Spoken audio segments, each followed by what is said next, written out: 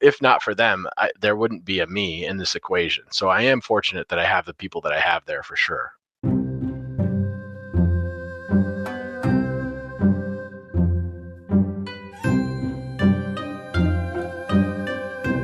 So for everybody listening, this is quite the different take that I've had on the podcast before. Never have we had somebody appear on the podcast twice.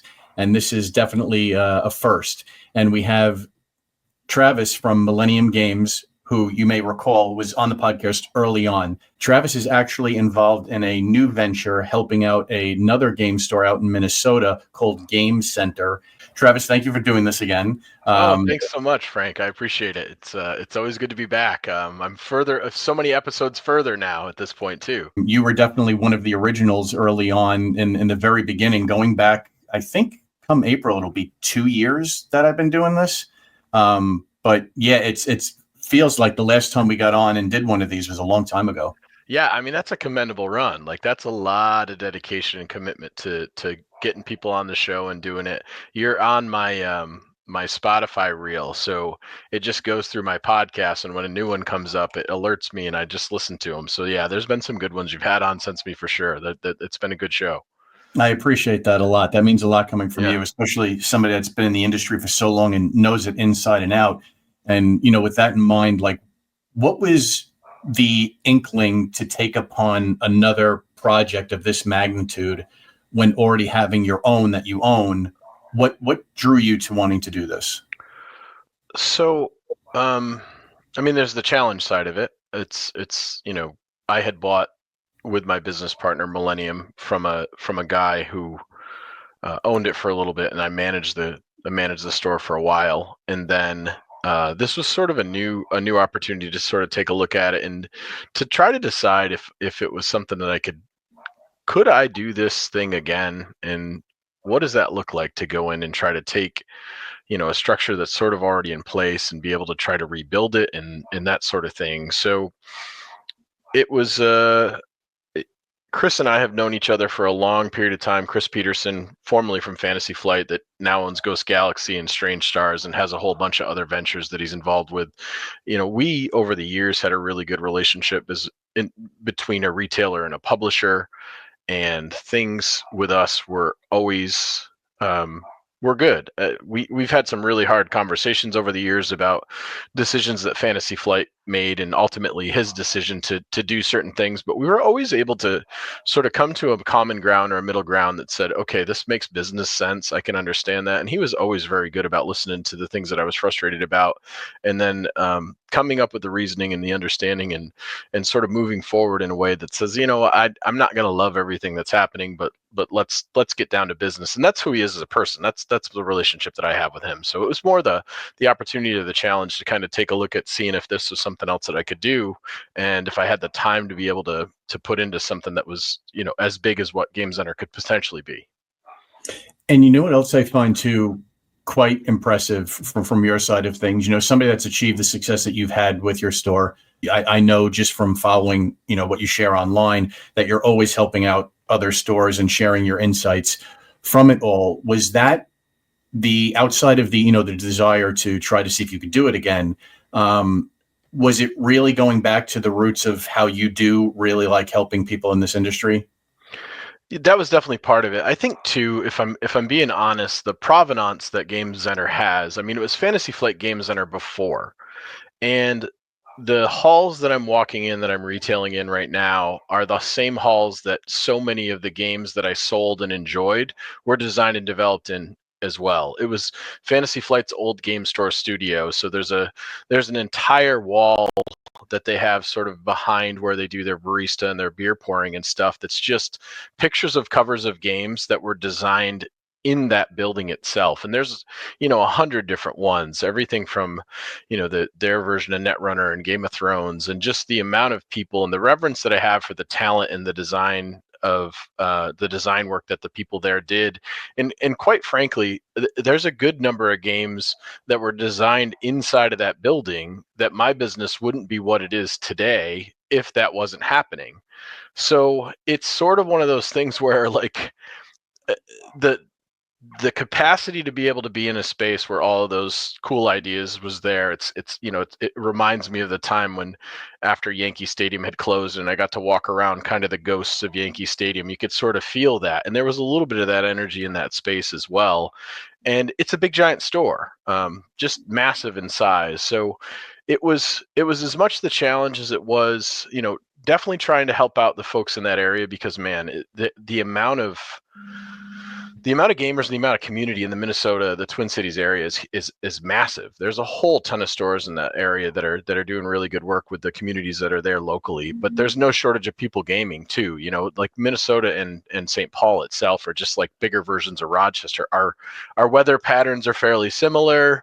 The things that we do in the winter are fairly similar. So there's a lot of people that are inside a lot of the time as well. So there's that sort of opportunity as well. And it's a much bigger metro area that I ever got a chance to play with. There's pluses and minuses to that. Like, we don't deal with tons of competition locally. And if I look at that store and I draw a 15-mile perimeter around it, there's 20 stores inside of that. And I've never kind of worked inside of a retail environment like that too. So it was that sort of challenge as well.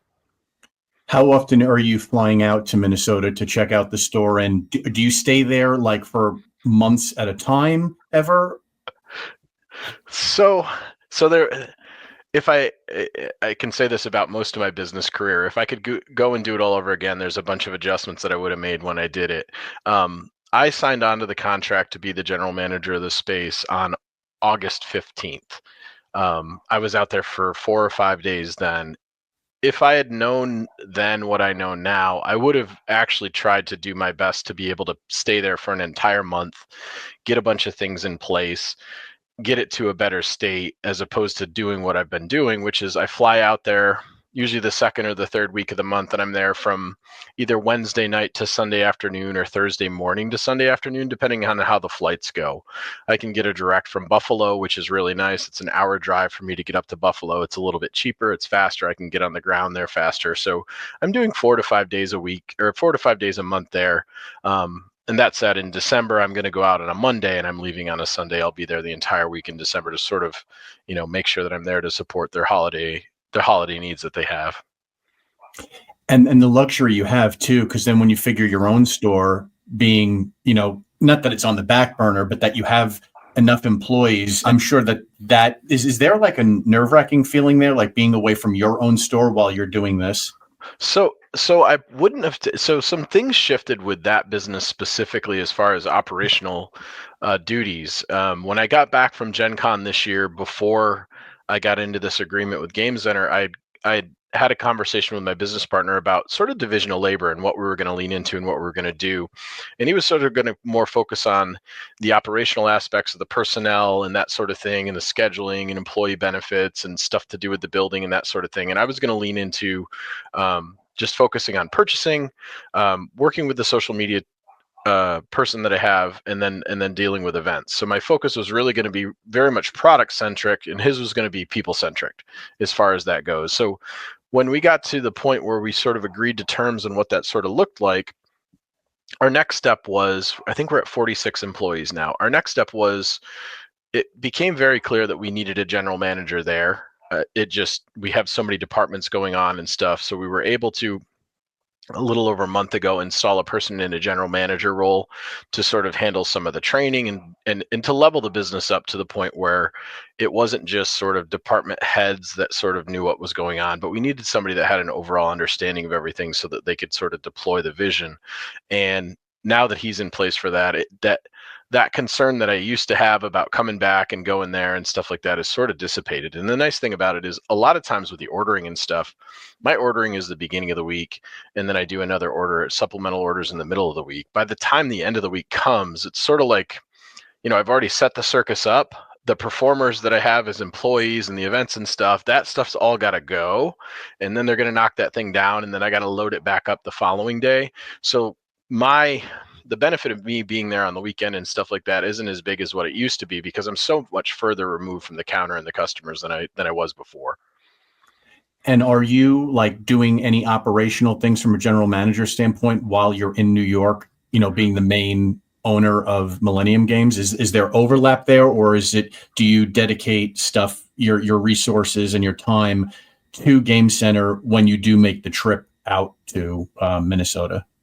So the nice part about what Gamezenter has that varies a little bit from Millennium is Gamezentter's on Shopify point of sale, and then they have a back end piece of software that Christian and his programmer developed to kind of link into Shopify. So I have all the things that I need to be able to run from a product standpoint Gamezenter on my phone if I wanted it. I still use computer most of the time, but that'll let me see products, that'll let me see sales, that'll let me see private game space reservations and events and all that stuff. And then there's a really good application that we use as well for internal communication called Connect Team that I can get a hold of any of the staff that's on the floor at any given time, or I can send, specific chats to the team leads of that night, so on and so forth. So when I'm in New York, I'm certainly have time when I'm working on Gamezenter stuff, and it's vice versa as well. There are definitely times that when I'm in Roseville, I end up working on stuff from New York too. It's not double the work though, because what happens is when I'm ordering now, I have an ordering screen up for both stores at the same time. There's a very big difference between the volume of business that one store is doing versus another, and the customer base is a little bit different as well. And I'm sort of figuring that out generally. But a lot of my processes, it's just adding another column to what my process is and then adding numbers into that so that that store is there. They receive product a little bit differently. The programs that they use to get the product from the receiving area to the front of the store are a little bit different. So the operations for the two stores have some differences, but at the end of the day, we're taking paper and cardboard and we're putting it on the shelf and we're selling it to somebody, and hopefully we're making them happy. And when you talk about ordering, and it's obviously from a business owner standpoint, and even what you're doing at a general manager standpoint, it's the most important thing. And from the other stores I've talked with, in a lot of ways, they always talk about ordering as guessing. But I have a sneaky suspicion, having known you now for a while, that your process is a lot different than just guessing. And so I was wondering if you could talk about a little bit how your process is. I mean, there is an amount of guessing that does go on. There's no way that you can triangulate exactly the number that your market's going to take on something, and how many people are going to show up. You can have the best pre-order system in the world, and it's still only going to give you a small amount of data. So you do have to do some gut checks as far as that goes. I think being involved in the industry and around the industry and inside the industry as often as I am helps out a lot with that. It's really difficult for something to sort of slide past my desk without me noticing it if it's going to be a hit. That's not to say that I don't miss games that maybe I could sell 10 to 12 to 20 copies from time to time, but I don't miss any of the games that I can sell 100 copies of. So from the standpoint of being able to order from all the different suppliers that I end up using, and there's some benefit that I had from that too. There were some suppliers that Gamezenter used that Millennium didn't use that I ended up sort of building a relationship with that I'll bring over to that space. And the same thing happened on the other side too. They got a couple of suppliers onboarded on their side so that some of the product lines that they weren't carrying, they started carrying there. So it's been a nice back and forth as far as that goes. But evaluating product is it's a little bit of historical and legacy knowledge for things that have worked. It's some understanding of sort of what's going on in the market space right now. And then some of it is just gut feel of looking at what the designer and the developer had done with the game, taking a look at the box and how the publisher is going to sort of manage that thing, and then just taking a swing based on what you think it is, and then having a system in place that can either A, ramp up those sales through a demo table or some experienced sales staff, or having good sales outlets for when you do miss, you get out from underneath it before the game's worth nothing. So I, I guess pretty well a lot of times with all the information that I have coming in, but then I also have, a bunch of things that sort of help me out on the side that make sure that when I miss, I don't miss that hard, and I can recoup that revenue as fast as possible to reinvest it into something that is going to work. And it really is amazing when I take a step back just to think, running two stores, you attend conventions, and you manage to participate on social media in various forums, and you post about stuff going on in the industry. I don't know how you do it all. I'm guessing you don't sleep very much.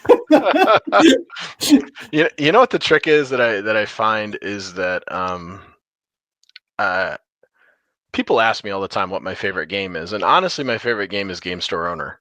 It's literally the thing that I enjoy doing the most. It's building relationships with publishers. It's building the relationship with my employees, building the relationship with some of my community leaders at this point. It's being able to go in and hunt for that thing that I think is going to provide joy to other people, and it's going to provide revenue to our cash register. I'm not married and I don't have any kids. So that certainly allows for a lot more time than some of my peers do. Sleep, yeah, sometimes. Um, but there's my travel schedule is pretty aggressive at this point. Which another trick to that is I'm as mobile as I possibly can be. So I work hard, I vacation hard. You know, I vacation pretty hard, and but when I'm on vacation, a lot of times my mornings or when I'm waiting in line, I'm working. So if I'm waiting for a coffee, I'm in my email and I'm getting it done so that nothing sort of falls behind. I've also got a good team of people behind me as well that allow me those opportunities, you know, sort of like what you were saying before. If I was worried every single time I went out to a convention or I went to Minnesota or I had to visit someplace, coming back to something that was a disaster, like I'm only allowed to do this stuff because when I leave, when I come back, my inbox isn't piled up. Now, some of that is because at the hotel when I go back after the night's over for Gamezenter, I spend a bunch of time cleaning out my inbox and managing anything from Millennium. But I also have a whole ton of people that are senior staff at Millennium that are just doing things the right way. So, you know, my my hands-on take for Millennium is a lot different than what it is in the Gamezenter, and a lot of that's just due to resources and proximity. Um, I have really good people that are around me that are doing a really, really good job that allow me to sort of manage it and oversee that thing and be able to deliver on the vision versus what I'm doing in Gamecenter, which is going in and training and hiring and bringing people on and sort of changing, some of the mentality of the culture over there and acquainting myself, getting myself comfortable with the customer base that's there and the opportunities that they have there and sort of building it from the ground up. With Game Center is, when you're having to hire people the way that you are right now, like essentially it's as if you were starting a business from scratch, even though this business isn't from scratch. It is an established name. The involvement, obviously, like you said, is much more for you since you have such good people at Millennium. Does it almost feel like, from your standpoint, like when you first took a look at Game Center, like what were your initial thoughts? Is it something where you're like, I feel like I'm having to start, like as if this was like starting from scratch, like starting over again? So it wasn't starting over again because if I look at what Game Center has that's slightly better than what Millennium has, their under the hood program, the Shopify program and the add-on that Christian built with his developer is is like a Ferrari point of sale system. I'm still in the process of learning it. There's still some clunkiness to it too because and you're familiar with software and computers and things, a lot of times the developer doesn't necessarily know what the user needs. So some of the Yep. benefit that I've been able to provide to that program is that I talk to the developer directly because he's still on team with Chris for Ghost Galaxy and Strange Stars. So we've been able to have an open dialogue that's sort of about, these are the changes and these are the adjustments that I made. Part of the conversation too was at some point getting that program to the point where it was maybe marketable as well, something that we could sell to other retailers that own game stores that use Shopify, that could be an add-on and sort of be better than what some of the stuff that Shopify does internally. So from a system standpoint, from a ability to sort of measure and manage standpoint, what I was moving into there, while it was different, so I needed to learn that platform, was pretty cool compared to what I have back home. That's completely functional, and I know how to use it because I've been banging on it for like 18 years at this point. But as far as what did it look like when I went in, there was a lot of inventory. There was not a lot of staff. It's 22,000 square feet store, which is massive. It's the biggest in the middle in the Mid East or Midwest. But I only had 5 staff. I had 5 young guys who were working 4 10-hour days. The hours were a little bit janky because of that.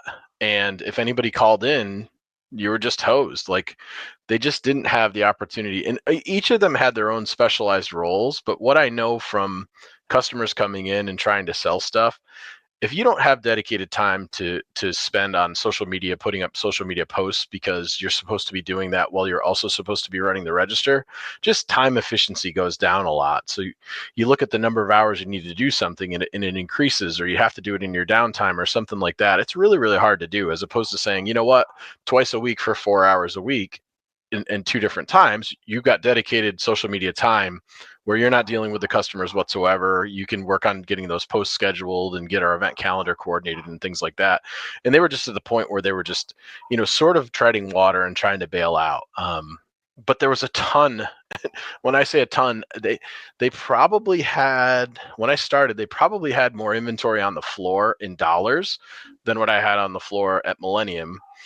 And the sales difference is about 6-1 between the two businesses. So from the standpoint of me being able to evaluate the business and stuff, there was a lot of opportunity there. But I would say that the biggest hurdle that they were running into, aside from probably needing more staff, which was the first thing that I did when I got there, was somebody to take a look at and have a good, experienced eye when it comes to what's good inventory, what's bad inventory, what inventory should we hold on to, what should we be selling through the website, what should we be selling through the front of the store, where should we be as far as sales and sales opportunities and things like that. And to be able to have somebody to be able to wrap their hands around that and really work in those fields and get that stuff tilled, because it just was not, it was not managed with a high level of acuity until I got there. And how do you know exactly what to hire for? I know your experience, gives you that insight as to what to do, but when you walk into a situation where, you're an outsider coming into it and you're in assessment mode, and you have, you mentioned just a few guys that are doing this and like literally all by themselves. And how are you restructuring, that organization from it's not only a scheduling standpoint, but, understanding what these guys were doing before you got there, and then figuring out like, how do you know what needs to be allocated with an operation that large and with, such small staff compared to your Millennium store that, you have a large staff to be able to facilitate? So some of it was, how quickly could I evaluate the staff that I had and what their capabilities were. I was definitely blessed with uh, a group of hardworking employees. It was clear to me that they worked hard, they wanted to do the thing, they were dealing with a situation that felt like it was sort of untenable. They didn't have a lot of direction. The manager that was there was a manager in an Office Depot and didn't have a lot of experience in gaming. And I think what's interesting is I'm watching in Connect Team, it sort of announces the anniversary of your staff. And in the last couple of months, most of my staff turned 2. Now, the average amount of time that my staff at Millennium have been there is about 6 years. So it's quite a difference. So it was getting to know them, getting to know their interests, seeing where their experience lies, trying to help develop them in ways where they could be able to do things that were palpable changes that were going to be able to be done in the time frame that they had. And then the other thing is too, I just turned into the armor of the store.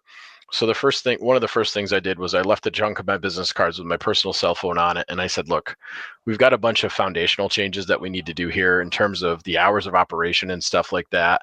If you're going to get some pushback or stuff like that from any of these customers, whatever, they can call me on my cell phone day or night. Anybody can call me up and talk to me. I have no problem articulating with them the business needs for why these things need to be done. And we had a group of people that were hosting a digital game night in the back, and it was a situation where for their tournament structure to work out and stuff like that, the hour changes were really going to hurt them. And I sort of said, I just said, cards on the table here. It either changes or else we're not going to be around to be able to host those things because the business isn't going to be here. So when you give somebody that poignant feedback and they just understand, it's like, okay, well, maybe we can develop something around that so that we can continue to be in that space and stuff. So it's the hardest part, I think, for me in the entire exercise has been having a bucket list that's like pages and pages and pages of things to change and do, but also understanding that if I try to put all of those in place immediately, my staff was pre-burned out. When I got there, they were burned out, right? Right. So Yeah. now I'm going to go in and I'm going to give them this vision of what a high-speed retail store is going to look like and how we're going to do things, and like they don't feel like they can breathe now. So I sort of had to take it in bite size and in measured ways, and trust trust the staff to be able to do just the bare bones basics of it and to continue doing that. And then what my job was initially was just pulling a bunch of their duties and responsibilities away from them so that that freed up their time to do other things. And then as I worked with them a little bit, giving them a little bit more, asking them questions, seeing what they wanted to do, what would they like to handle, what are your thoughts on this and that, and then sort of guiding them in whatever direction that it felt best. Now the manager that I did have is fantastic at managing. He just doesn't have the same level of experience with games or publishers or things like that. So the first thing that I went in was I took almost all the ordering away from everybody. Well, that freed up a whole ton of time, especially for people that aren't as familiar with the publishers and they aren't as familiar with the distributors as what I am. So there was a relationship situation where that opened up them to have a bunch of time where they could focus on the front end of the business, which is I need you to sell stuff. Well, I'm also going to need you to you're going to have to construct a bunch of these displays when they come in because I need to rearrange the entire store and I got to do a bunch of stuff there and we got to change the way our event calendar works and we have to adjust our hours and your lifestyle is going to get a little bit better because they were closing at 11 o'clock every night. And I'm like, by the time you get the store cleaned up and stuff like that, you're home by 11:30, and that doesn't give you much of a life, right? You get home and there's not Right. a lot to do, and they didn't have lunch hours for the store, so the store wasn't open until 1 o'clock, and literally down this little tiny hill in the same parking lot is the offices for Asmodee North America. So there's a whole ton of people that you could potentially have for lunch shopping that were there that just weren't getting serviced as far as customers go, on top of Strange Stars and Ghost Galaxy being there and in a couple of other places too. So, that was sort of a big change, and it was an adjustment for some of the customers that were used to playing a little bit later. But if you take a look at what our register sales were from 10 to 11 and you were to compare them now from 12 to 1, there's a stark difference between what those two numbers are generating. And you know what I'm really shocked by, just from the story you told there about the employees, I'm surprised they stood around as long as they have, with working those grueling hours. Did you find at any point that, I'm going to go into this and maybe some of them aren't going to stick around and it's going to get even smaller, like when you're first going into it? Or were they all very much like, happy to have you coming in and, hearing your insight and your direction? I would imagine, I mean, me knowing you, that would give me ease if I was, a game store employee. Yeah, so without a doubt, right? When you have a structure that's sort of that fragile, if one of those parts gets removed or something like that, you could be in some trouble, or I would have to. I had some emergency opportunity if I needed to stay there and manage some stuff before the first real visit when I presented myself as the general manager. So yeah, there was definitely some concern about that. What the 10-hour days was their choice though. Christian had kind of let them manage the store how they wanted. And for younger guys, most of them in their 20s or early 30s, 4 10-hour days with 3 days off probably was part of the reason why they stuck around, because you've got 3 days as opposed to 2 days, and at least you can clump them together and it almost feels like you're having a mini vacation every week, and then you get your 4 days chunked together however they were split up and stuff. So with a team like that, communication's pretty easy. Everybody knows everybody. You have to get along with everybody really well, because if there's some personality conflicts and stuff like that, it really starts to show. But as far as the team goes, three of them, two of them came from the restaurant business, so they were used to sort of grueling, punishing hours back then anyway. And two of them came from Office Depot, so there was sort of a corporate retail structure that was there that they were familiar with. And one of my guys came from sort of programming for various churches and doing some behind the scenes stuff for them. So none of them were hired outside of the manager, were hired for the role that they have now. They just sort of all moved themselves into that role and started working in the places that best suited them.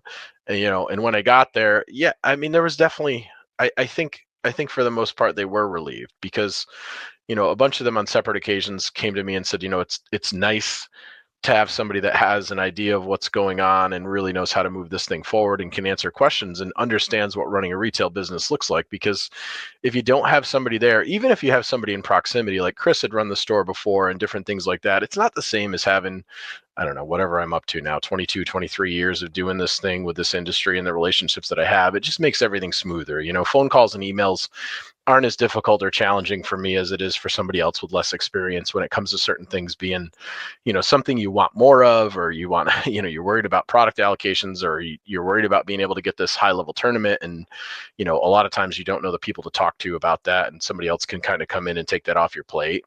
So, initially I took a bunch off their plate, and then I've slowly given them more and more as we've got new hires in. Now, that said, when I was there for my last visit, my manager was nice enough to say, I'm putting my house on the market. I'm moving to Dallas to live with my girlfriend there. She's a very successful spine surgeon and things like that. And he's like, this is just the opportunity that I sort of have, So I've got about 2 months, hopefully, left with him for how long he thinks it's going to take during that transition. So, we have an application out for store manager position to come in and sort of fill that void for them, and we'll see what happens. We've gotten, there's a link up on Indeed where you can find it if you're in the Roseville, Minnesota area, and you wanted to look at running a pretty high level game store with some really good opportunities as far as that goes. So we're shopping. The new hires that we have that have come in for part-timers, my only directive was, I need you to hire some specialists, and I need you to hire some people with some game knowledge and some,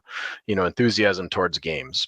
Most of the guys that came in like playing games, but games wasn't really their focus, and their focus was whatever the thing is that we're doing before. So I really needed some people that had some more chops in certain specific areas. So we hired a person that was really familiar with Magic and knew some TCGs. We hired another guy that was really good and understood miniatures, and we hired a girl that knew graphic design and was good with board games and knew some role playing. And then the guy that I hired to go in the back to help the receiving manager had run tabletop events for the last decade in and around the area. So we brought in a bunch of specialists with the idea of, these are part-timers that, they're younger. Most of them are younger. They're college. They got a degree and they couldn't find something in their field. So why not give gaming a try? And I've sort of been fostering and building those relationships as well from the backside of it. But the manager that I had did a really great job as far as interviewing people and bringing in exactly the type of person that I wanted to work in that space. And it's a huge relief for all the other people that were there before, because now you have more bodies in the store. It allows you opportunity for vacations and different things like that was a lot more challenging before.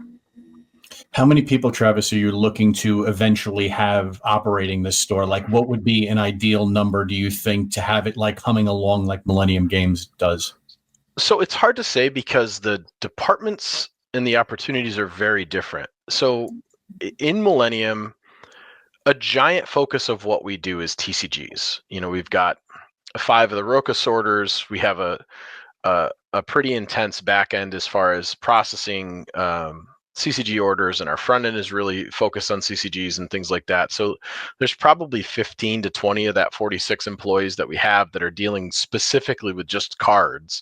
And that's not the case there. I've got 1.5 people that are sort of dealing with cards. So if we got to the point where we sort of scaled up that side of the business, we'd add a bunch of people. But I'm sort of going to take what the business can give me. The big thing that I enjoyed about coming in was they already had an e-commerce platform set up.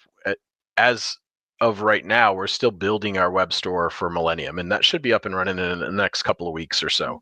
So I'll have an opportunity to play around in there. But having e-commerce, like moving into the store, and there was already a functioning e-commerce website, it needed some tweaks just like anything else. But having the opportunity to look at selling online was a big boon for me, because it wasn't anything that I'd ever sort of leaned into, and they were already sort of working in that framework. So I got to sort of go back and take a look at what they were doing there and how that was working for them, and lean into that. So that could turn into a big space too. So I'm sort of going to take whatever the business ends up giving me.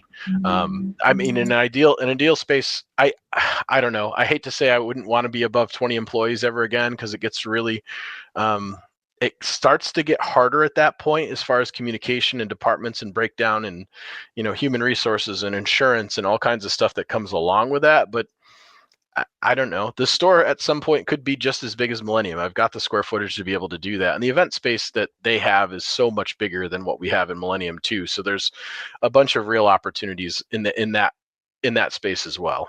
We're going to take a quick break from this podcast to talk about our sponsor, Cardboard Shuffle. Cardboard Shuffle was our 10th podcast interview here at the Match Slip with store owner Mark. Mark has expanded his brand and has produced his own card sleeves called Shuffle Shields. Shuffle Shields come in packs of 100 premium matte card sleeves for standard size trading cards. They contain no PVC and are acid free. I have 17 packs of Shuffle Shields card sleeves to give away to listeners of the podcast and followers of the Match Slip on social media. Requests for a free pack of card sleeves shipped for free to you will be processed on a first-come, first-served basis. To receive your free pack of Shuffle Shields, you'll need to send a screenshot that you're following Cardboard Shuffle on Facebook to frank@thematchslip.com. How much square footage of game space is there? So I want to say that about 60% of the 22,000 square feet is game space. Wow. Yeah. That's mind-blowing. So they have 1, 2, 3. There's four private rooms that you can rent out. There's one of them that holds about 20 people. There's one of them that holds 4 to 6, and there's another one that holds about 8 to 10. And then we're currently renting one of the other the other play space out to a person that's another publisher that's just using it as office space right now, which is fine. There's a good sized chunk of warehouse that's there. They used to have a massive kitchen. When he opened it originally as the Fantasy Flight Gamezenter, he had a James Beard chef on staff. Like, it was set up originally to sort of be a retail store, but as much a cafeteria for the employees that were there as well. And they have craft beers, and they have everything you need for a barista to make coffees and things like that. And we've slowly phased that out. It wasn't up and operational when I was there. Obviously, the staff had gone down a lot, and then COVID sort of did a number on that thing. And then when they started back up and the day pass wasn't working out for them, there wasn't anybody coming in for food, and staffing a restaurant is really challenging. So there's a giant chunk sort of in the middle of the store that's the restaurant. But the actual play spaces themselves, between the two big ones, one of them can fit over 300, and the other one could probably fit 150 players, 200 players probably. And depending on how we decided to configure it, it's got there's 50 flat screen TV array that's there. There's stage setups. There's different things like that. So it was the building that used to do all of the huge Fantasy Flight events, whether it was the Arkham Knights thing that they did, or the World Championships for Game of Thrones, or any of the other games that they were doing. Those are the two spaces that they use there. So they're massive. They've got high-speed internet in there with lighting and sound systems and all kinds of exotic stuff. So there's a bunch of different things that happen in the Thursday night. We had a comedy show in one of the rooms. Like, there's a bunch of opportunity that they have there. There's a night of the week where they've got fighting games in one of the rooms, and they've got a Super Smash Brothers tournament in the other room, and different things like that are happening, as well as additional space sort of outside of those two spaces where we have 10 high top, about the size of a pool table, miniatures tables as well. So the amount of space for play is significant. It's building an event calendar and getting the community in to sit in those chairs. That's another opportunity that I looked at and I went, wow, you've got a lot of seating in here. Now, there was a lot more seating when I started, but I pushed a lot of that seating out of the way because I needed more retail. Because you can sell events and you can charge for events and you can make some money off of events, but it's not going to be anywhere near what you can do with product lines. So that was a new thing that I had to bring in as well. Have you been given, Travis, like carte blanche from the owner to do what you see fit to bring the store to what it seems like it has the capability to be huge? So the wording for my contract negotiation and stuff like that, there's some parameters and there's some guardrails that I have to follow, but by and large, they were pretty liberal about how they handled it. There was a board of directors that I worked with, and it was mostly Christian and I sort of hammering out what that was sort of going to look like. And he was really good. He's been great the entire time as far as helping me out and giving me answers to some of the questions that I have. But he had come to Millennium and run a vault tour in the Millennium space a couple of months previously. So he had sort of seen the retail operation that I had going.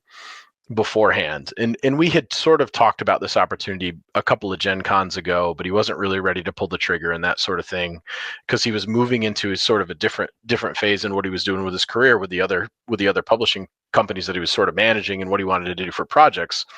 And just retail wasn't something that he had a passion for as much as he does in innovating in the game space and stuff. So I think when he came in and he saw what we were doing at Millennium and the level of merchandising and the activity that we had and that sort of thing, I think it really opened his eyes up to potential opportunity if he was allowed, if we could manage to work out something that would get me in that space. And it's interesting because what I found is the leash gets longer and longer and longer as you get successful. So, he's not having to manage the place at all, right? Like, he doesn't have to walk into the store anymore if he doesn't want to. When he walks in, he gets to see consistent improvement, that sort of thing. So, and the numbers kind of talk. The increase in the sales and the stuff that's happened since I sort of took over management, and the successes that we've had have sort of allowed that to open up. So yeah, there's parameters in there, but as far as like him allowing me to do what I want to do in that space, 100%. There's times when he makes suggestions, and there's times when we talk about different ideas and things like that he has himself personally. But in general, he's let me do what I want to do in the space, which is, I don't know if I would have agreed to terms in another way, because retail is it's in my blood. It's what I do every day. It's what I have an acumen for and things like that. Not that I'm not up for suggestion or collaborative opportunities, because I certainly am, but I wouldn't want to be in there and be stymied by some sort of a thing to hold things back. So what happens is I end up having to take a little bit more measured approach, which actually works out great given that I've had to grow the staff a little bit as well. So, I didn't go in and immediately spend six figures on displays that I wanted to do, right? So each month there's a little bit of discretionary income that's in the bank account after everything's paid, so I shave a little bit of that off of it and I invest it into the next thing, the next project, which works out good for the staff too, because they don't have to do a complete overhaul of the entire building or anything like that. They're building a couple of displays, they're putting it up, and it's sort of coming together. So it's interesting to, because I have a lot of my friends, from Asmodee and Fantasy Flight and stuff like that have come back into the store and stuff, and they enjoy it, because every time they come in, oh, you did this and you did this and you did this and this changed, and man, this is looking really good, So there's a positive feedback loop that's coming in to get those folks back in the building too.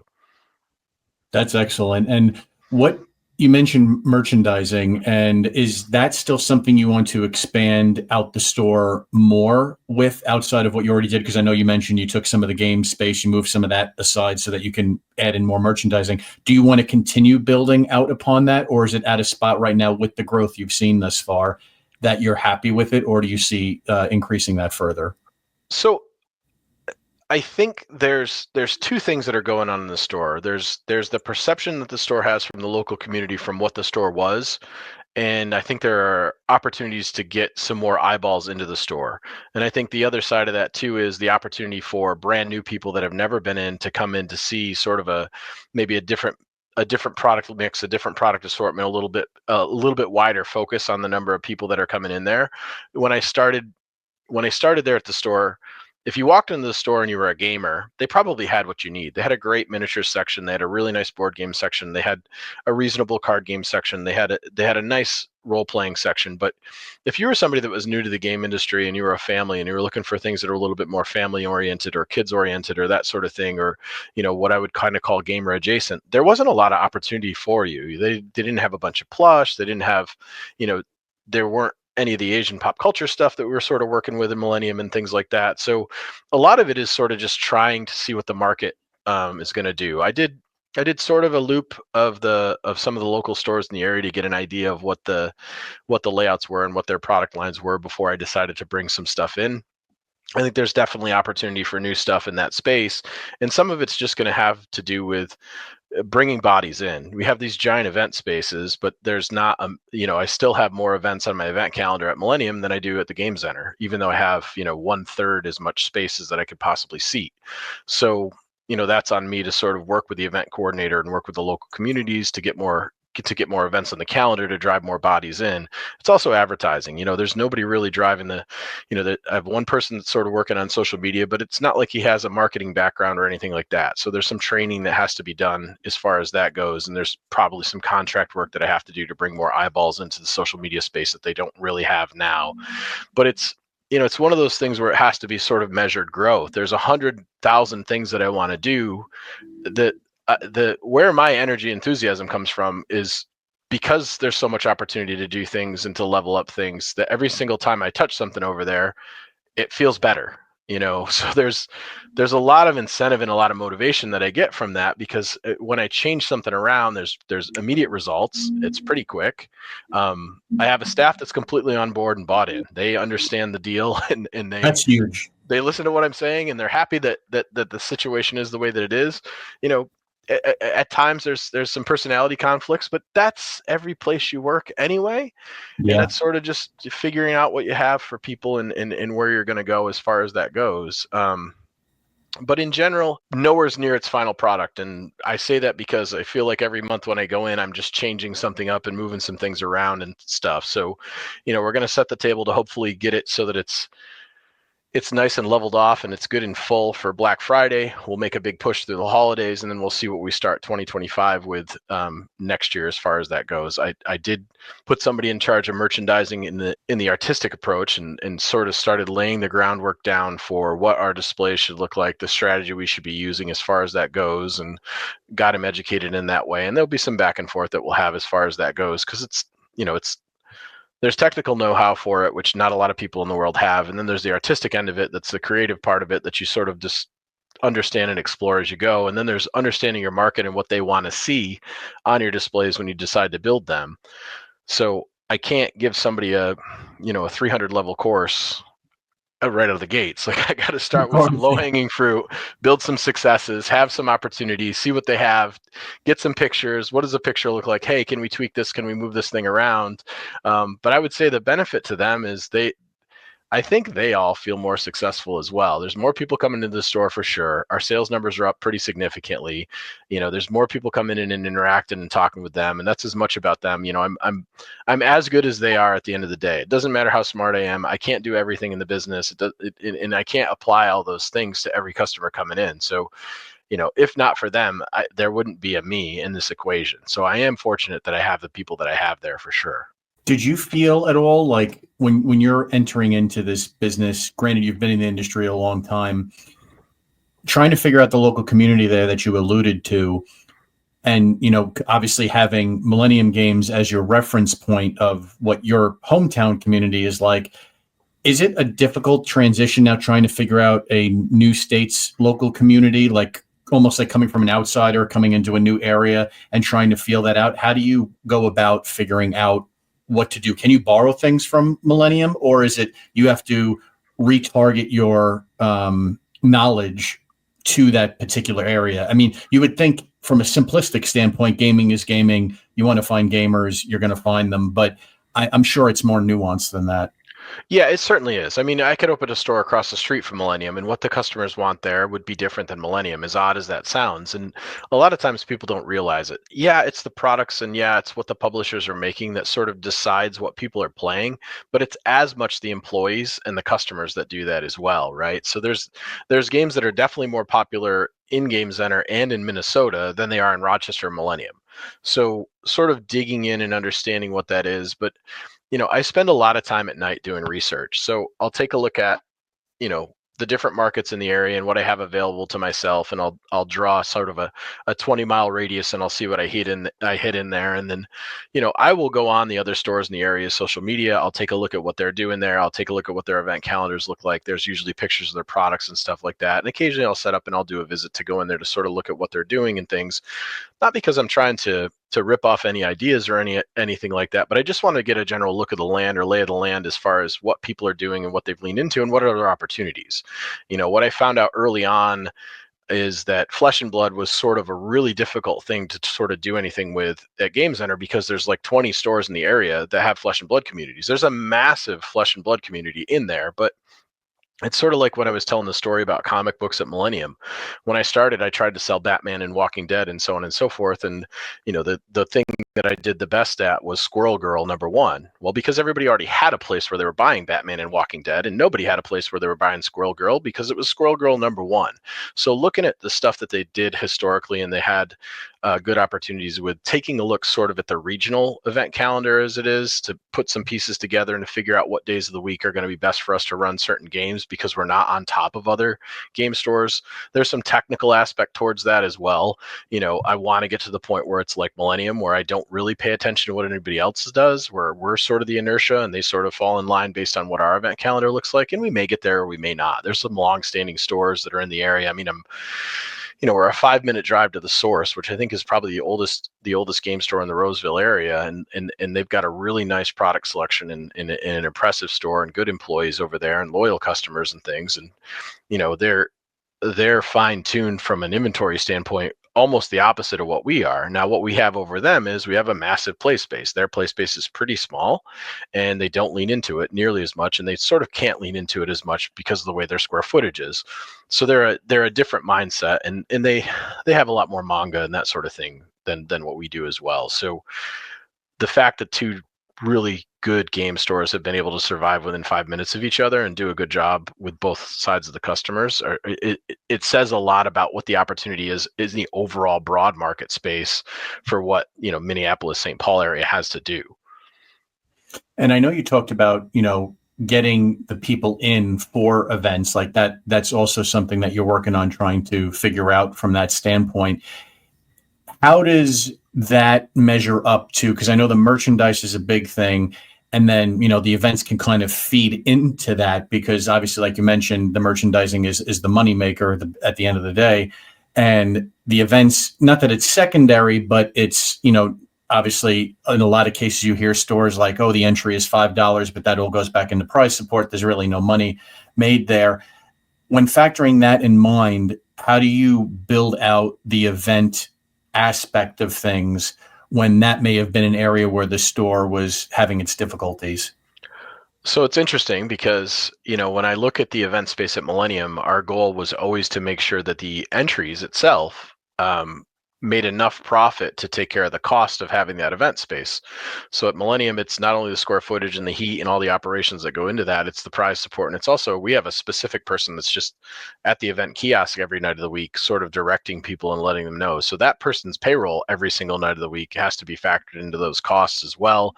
Our marketing dollars that are spent, so on and so forth. And with it being such a larger square footage footprint for them, that equation gets a little bit harder. Costs are different though too. Costs in different areas are different, and running a business in Minnesota from a cost standpoint is very different than running a business in New York, where we're taxed to breathe, and Minnesota isn't quite that way. So there's some differences as far as the calculation goes based on costs and stuff like that.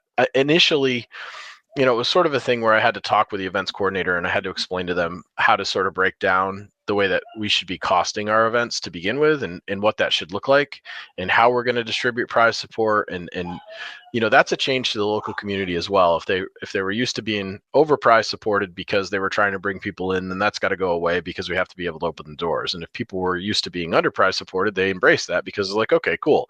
So it's just getting them the idea from a strategy and a technical standpoint that says, let's host as many events as we can. But what we have to do is we have to have a roadmap that says, okay, these are the seats that we have available for each of these events. And then we look to fill that theater, right? We sort of take a movie theater approach, or an airplane flight approach to every night of the week, because these are the number of the seats that we can sell. This is what our cost is to have these spaces here. Because at the end of the day, if those seats aren't generating enough revenue for the space that it's there, I'm going to do the same thing. I'll go in and I'll gobble more of it up, and I'll put more retail in there, because, I can only sell what I have on the shelves, and the opportunity to put things on the shelves in a big space like that is pretty significant. I could do all kinds of fancy stuff with displays, but I'd much rather lean into trying to make it an event center the way that it was initially, where it was this big hub. So we've had the opportunity to host some big events. Last 2 weeks ago was the Keyforge celebration was there.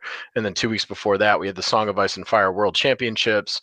And there's a whole lot of large events. So we have small local conventions in there. A couple of months ago, we had a PokeCon that was a bunch of Pokemon fans that came in, and we rented the space to an organizer that rented the space then to little booth people. And they had all kinds of Pokemon paraphernalia. So it's just throngs and throngs of families and children that are Pokemon fans that are coming into the store, and we didn't have to do anything. We sold the space for $1 amount. They did all the setup and that sort of thing, and we just had a bunch of live customers that sort of poured in. It's the same as, the comedy club was 80 adults that came in. We sold a bunch of drinks because we have a liquor license, so we could sell beer. So we sell craft beer there. It was a whole bunch of people that had never been and probably would never stepped into our store before. Now, are we going to get all of them to come back? No, but at least they know that we exist and there's a board game place that they can buy some board games from or something like that if they're looking for gift ideas and that sort of thing to be able to do. So, the secret sauce and the availability that they have as far as their play space is really the thing that we're going to start leaning into a little heavier. And bodies in the space is going to always equal sales. Casinos do everything they can to get you to walk in the door. It's a similar mentality to us. We want to have good drinks. We want to have decent snacks. We want to have good events. We want to have a nice widespread layout so that, approach it in sort of a buffet style where we're not going to tell the community what they want. The community is going to tell us. So we're going to give them a bunch of opportunities and a bunch of different ways to engage with us with a bunch of different games. And then they're going to show up or they're not. And then we're going to move around and we're going to do some adjustments from there. This episode of The Match Slip is sponsored by Crash CityCon, Roanoke, Virginia's premier gaming and fan convention. It's tabletop gaming at its best. In addition to role-playing games, board games, there are vendors and so much more. Play with some of the top game masters in the area, enjoy a casual game in their open gaming area, or learn to play games you always wanted to play. You could check out more information at crashcitycon.com. Do you think, Travis, that when you first walked into the store, and compared to now, having to where you've reached it, you obviously have grown it and you have all these ideas. Is there something that when you walked in that you said, I actually don't need to touch this, they're doing this very well? No. So there was a lot of work. There was so you could call it work. I call it opportunity. I think there was a lot of opportunity there. And I think that's not,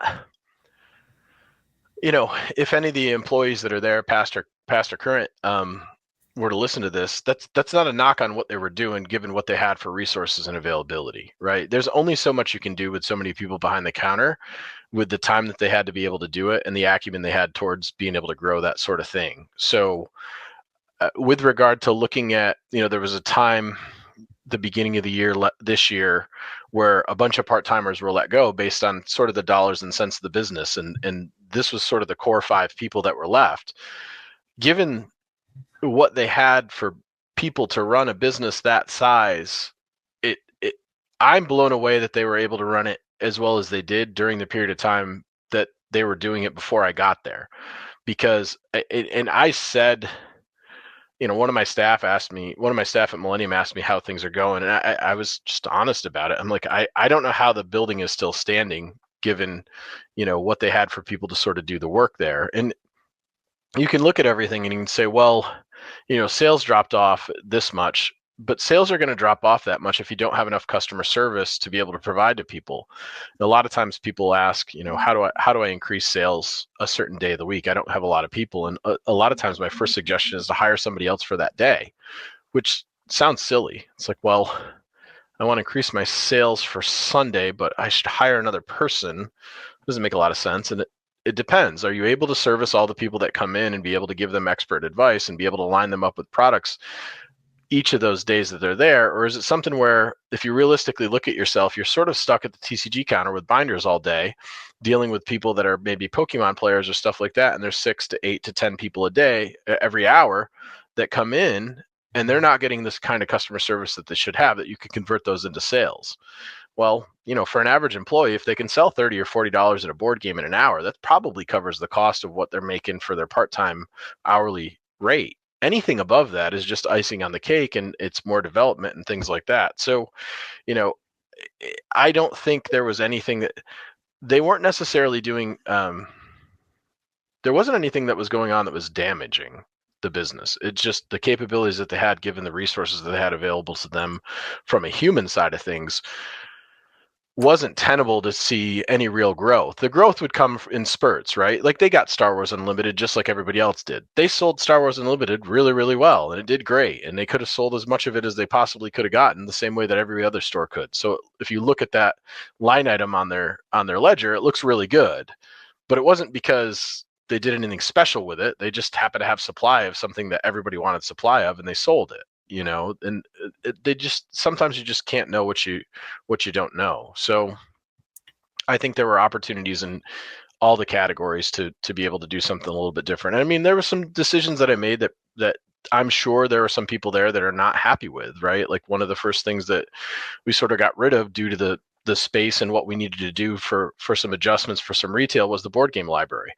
When we had our first sale, when I was there 2 months in, really, really big sale, clearance sale with 40% off and 70% off stuff, I hand priced all the things that were in the board game library to sort of sell through all of that stuff, because when I moved everything where the board game library was, it wasn't tenable to put it in any other place. And I needed a space to be able to put miniatures terrain, because that's what I was sort of moving into that area and stuff. So it's also one of those things where a lot of the open play tables that we had initially that were dedicated towards open play for people to come in were ones that I was taking out because I was putting the more retail into that area as well to generate revenue.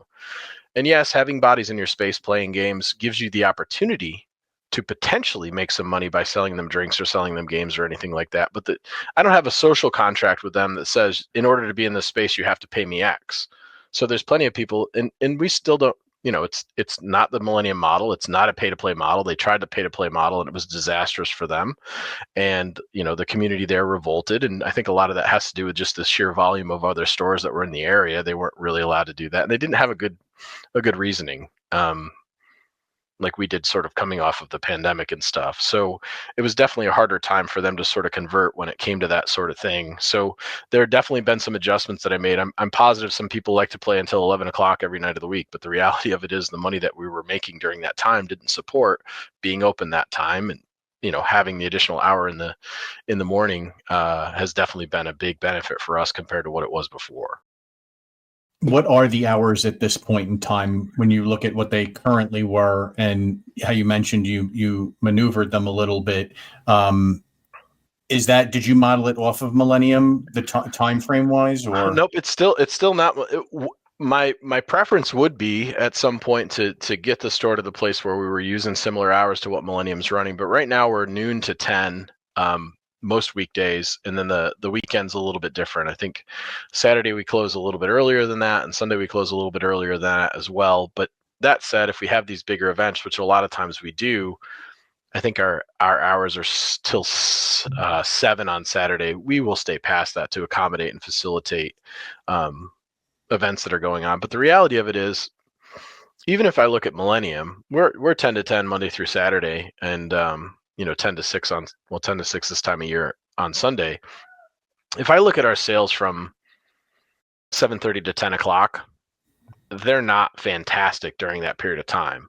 We still have a lot of people in the game space, and it allows us to run some longer events, and allows us to do bigger miniatures tournaments and things like that. But we're really not open during that period of time during the day, because there's a ton of people that are in shopping. Now this time of year, that all goes out the window because a ton of people are doing holiday shopping, and those hours will change.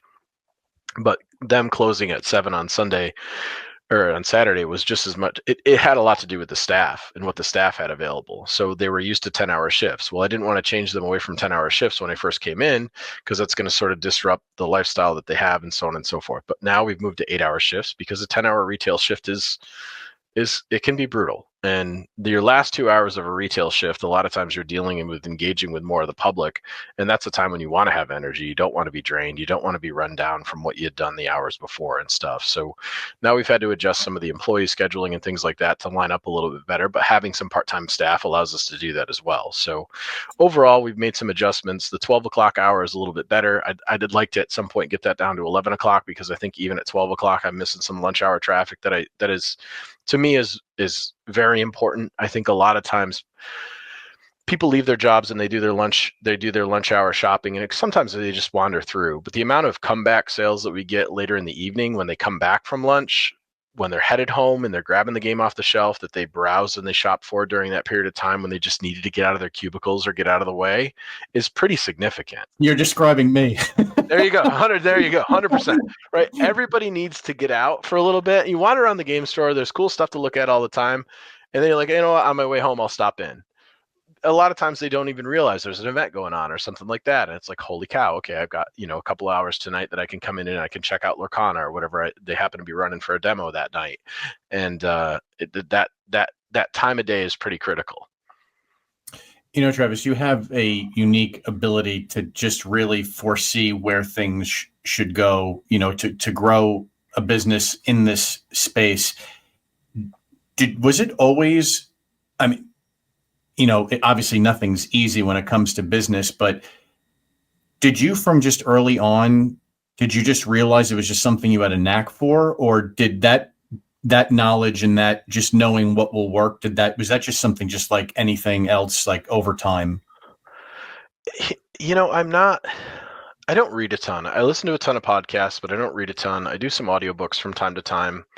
I'm a Gary Vee guy and a Malcolm Gladwell, and I listen to a ton of people in that space, the higher level business people that are really talking about sort of the progressive thinking when it comes to that sort of stuff. And, the focus now, or the focus that I'm sort of pushing my businesses towards, because we're substantially brick and mortar, is more, we're talking about the customer experience now.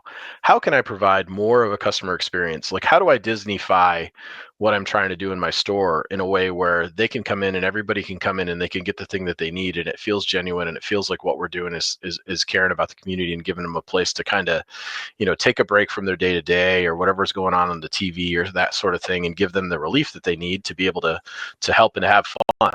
Because play, I think, is something critical in our society that we probably don't do enough of as a whole, and could stand to boost some of our mental health issues, I think, too. As far as learning the stuff goes, I think there's some, I have an inherent curiosity to, as far as the psychology of people and the psychology of shoppers go. I have my own things that I get myself hyper focused on. I'm in recovery, so I sort of have, there's nothing that I can do about my brain. I have an addict mentality, so that when I go into something, I get hyper fixated on that, and then I really lean into it, and I start picking at it, and I start poking at it, and I'm well past the point of being concerned about failure too. So I think it allows me to take risks. The other side of it as well is, as I've gotten older and the business has grown, my risks are a little bit more measured now, because there's a lot more people that rely on me being successful in that space. So that's not to say that I don't take big swings, and that's not to say that sometimes I don't miss, or sometimes I don't pay off the way that they were.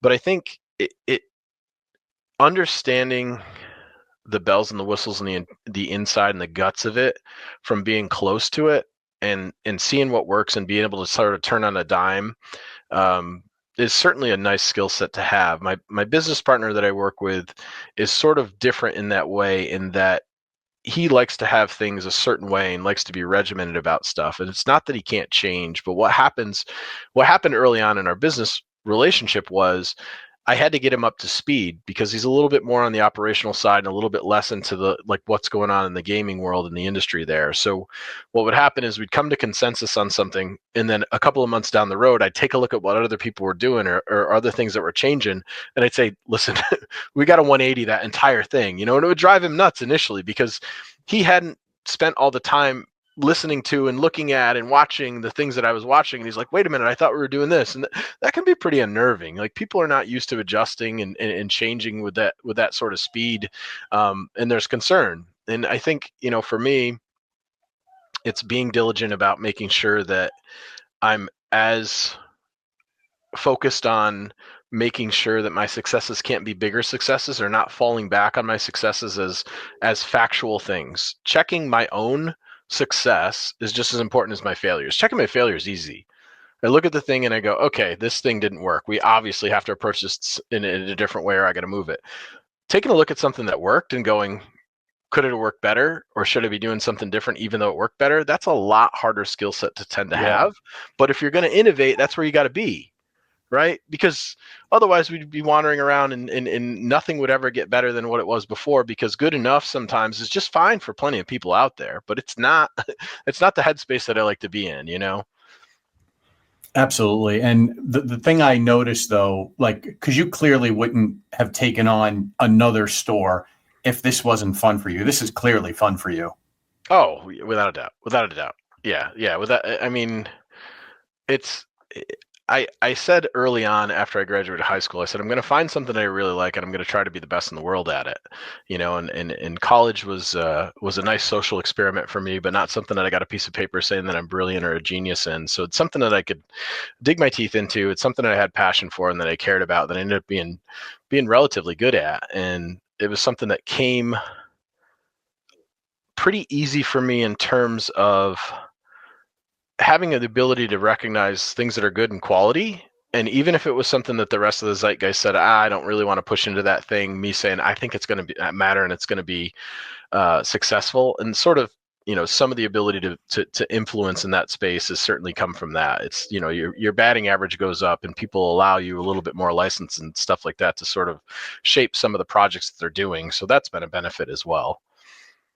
Yeah, it's that self-motivation you have that is one of those tangible things that I don't think you could teach. It I've talked to 3 or 4 of my really good friends that are in different phases of sort of their careers in the industry. And it's interesting because we had similar trajectories. We all started really small, and we built and we built and we built and we got bigger and we got bigger and we got bigger. And as we got bigger, our relationships with the members of our team got further and further and further apart, and who we knew inside of the organization, inside of the space, it just got so far beyond what we were good at. What we were all good at was having a really good group of people, being able to find people with similar vision and similar passion and similar drive, and then pushing forward and then making that thing happen. And the further you get away from sort of that space, the harder it is to be able to continue to articulate what that vision is. And, having the same why as somebody else is a difficult thing to find yourself lined up to when you're 4 managers beyond the person you're talking to directly. So it's a challenge. The ideal world is you sit around with 5 people that are just geniuses, and you're the dumbest person in the world, and they all execute, and you sit back and go, I think this is a good idea, and then you move with it. But that's just not reality. It's certainly not reality in small business. Everybody in small business has to play those roles, and being able to sort of shape them and being able to give them a growth pattern that they're bought into, and that sort of stuff is the real challenge that we're running into now, because my space is bigger. But my friends that are retiring from these big giant places and they're going back, they're not retiring.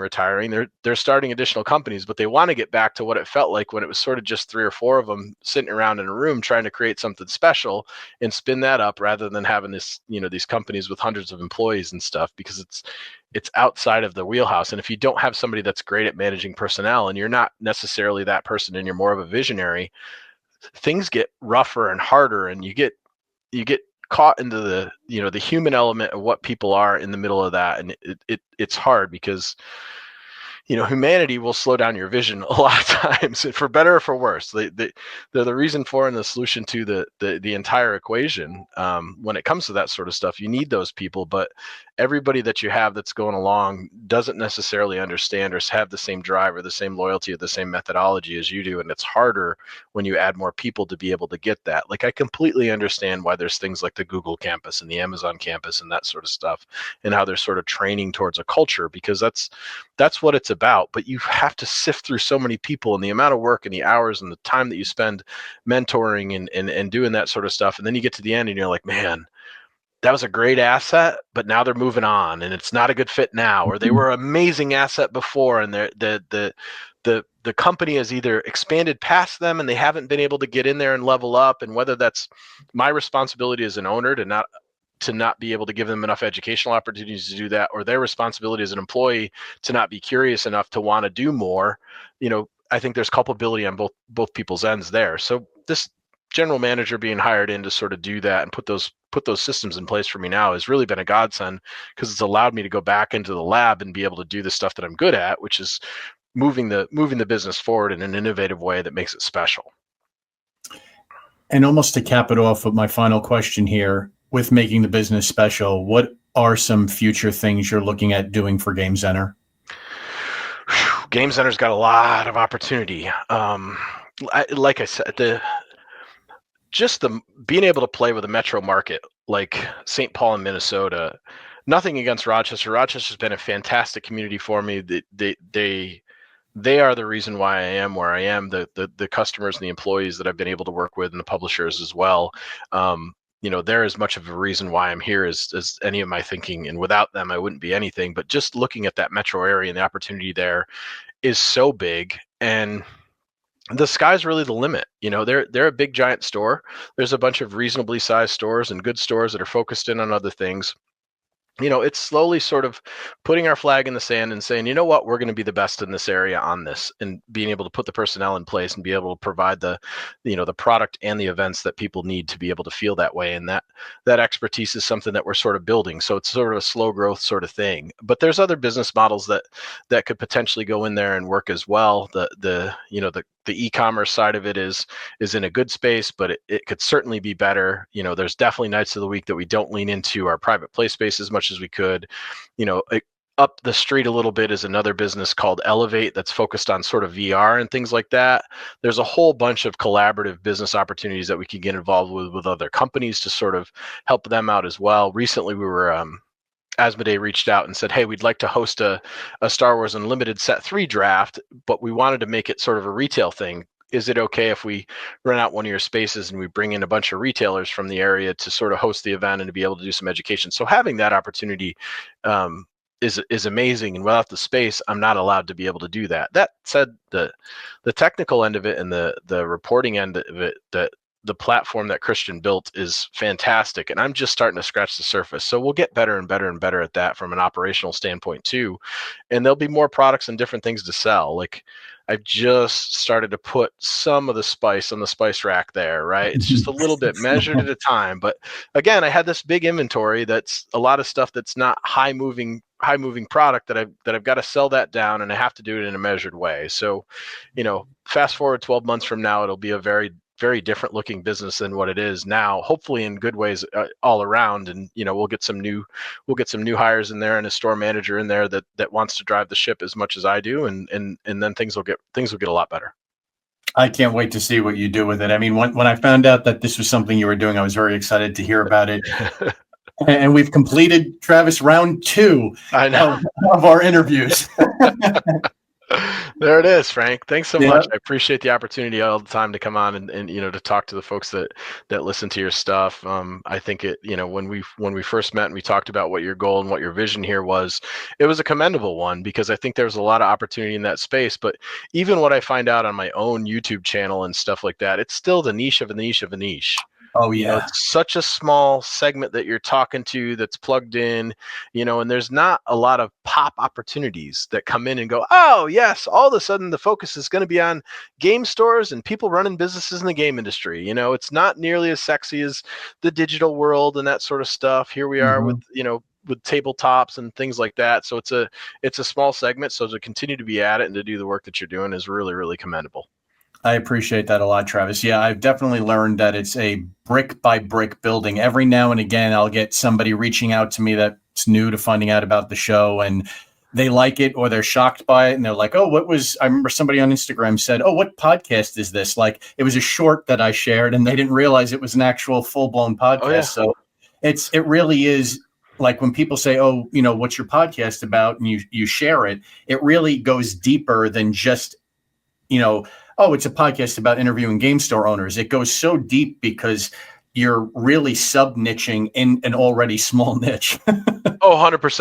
Yeah, exactly. You're dissecting, you're cutting in there. And there's been plenty of times when I've listened to your guests and they're completely successful when it comes to certain things. And I'm like, there's no world where I would ever try to do it that way. But I appreciate hearing that stuff. And the other side of it too is for any of the consumers that listen to the people that you bring on that are all experts in some way for all the fields that they're doing. The benefit to me is a smarter consumer is a better consumer for me. The better they are educated about what I need to be able to do from a business need standpoint to be able to stay in business, the easier my job is to do it. They come in and they don't question why things are going the way that they are. They're going the way things are because you're a professional person in this space and you want to keep the lights on. Right. So if we're running things as a charity organization, it's a lot harder to be able to do that. And every single guest that you come on sort of talks about their secret sauce in a way where it makes it so that they understand that. And you get over those speed bumps where customers just don't understand what they don't understand. It's not their fault. They're just not in it and they're not dealing with it. And they see, what happens in the online universe and stuff and just assumes that we can platform that in our brick and mortar store. And it just doesn't work that way because the costs are completely different.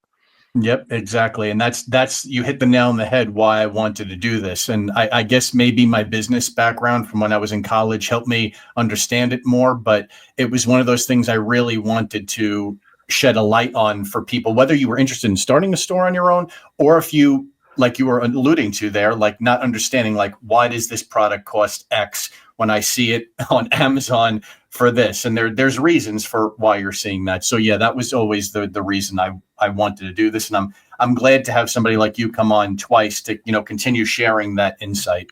Absolutely. My pleasure, man. Thanks so much. Of course. And where could people find out about the Gamezenter store, Travis? So Gamezenter.com, you can Facebook, we're under Gamezenter as well. Gamezenter.com will bring you to both our e-commerce stores there as well. And there's a number of things that we list all the product we have, whether it's on the e-commerce platform to buy on the web store, or if it's in the brick and mortar store, you'll see that it's only available in retail. 9 times out of 10, if you reach out to the folks at retail, they'll move it over to the e-commerce stuff and we'll ship it because it's in the same space. We just need to move it to that department because our inventories are separated based on e-commerce and based on brick and mortar. So if you see something on the website that you'd like to buy, even if it's not there on the website available, just ping us, send us an email, and we can do that thing. All of our events are listed there as well. If you want to sign up for your private play space session, you can have an opportunity to be able to do that as well. And Facebook, it's just Gamezenter as well. You'll see it, it'll pop up. We're more active in that space now, which was one of the directives that I sort of had. So those are the two places right now that we're leaning into. We may get off into Instagram. We may go over to Blue Sky when that thing gets up and going as well. But for right now, we're sort of focused on those two things to sort of reach out to people. And then I'm always Travis A. Millennium at Facebook as well. If you want to reach out to me and you have any questions. And I'll be sure to put all that in the information on the show notes, and people that watch the video form of this will be able to see it there as well. Travis, thank you again. It's been fun. Thanks, Frank. Pleasure as always, man.